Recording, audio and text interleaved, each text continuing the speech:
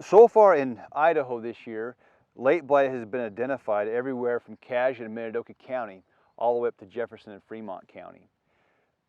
Towards the end of July and into August, there was quite a bit of movement of the disease as far as where it was found and how severe it was. And I believe that growers, by and large, did a very good job in getting out and getting fungicide applications on their crops. This is a spot in our field that doesn't get sprayed. It's in between two different trials, and we found this pocket of late blight here about the 5th of August. And what's interesting is since that time, we have made weekly fungicide applications on this. Before we had not, and also the weather has turned relatively warm and dry. As a result, this spot has not gotten any bigger. Now we do have stem lesions here which are still viable and looks like they're quite healthy from the disease point of view, but most of the foliar lesions have died. Those leaves have died and fallen off the canopy, and so this hole hasn't gotten any bigger. And that's what I have seen in many of the commercial fields which I've walked.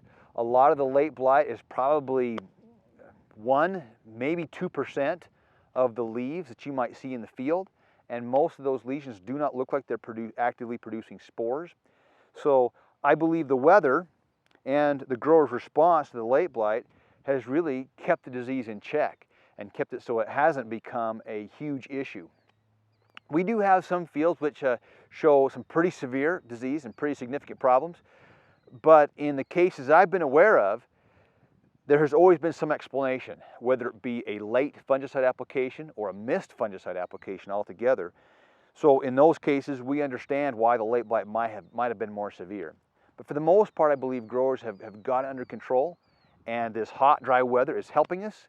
And if it stays this way, I do believe that growers will be able to get their crop into the cellar and have a fairly healthy potato crop. The strain that we're dealing with this year is the US 23, and it is sensitive to the fungicide Ridamil or mefenoxam.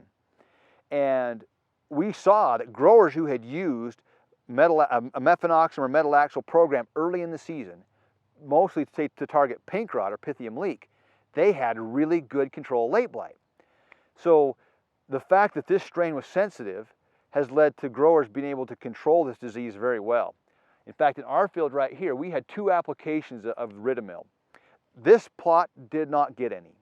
And so we didn't find late blight, as I mentioned, until about the 5th of August, whereas in some of the neighboring fields that did not use the Ridamil, it was found at least 2 to 3 weeks earlier than that.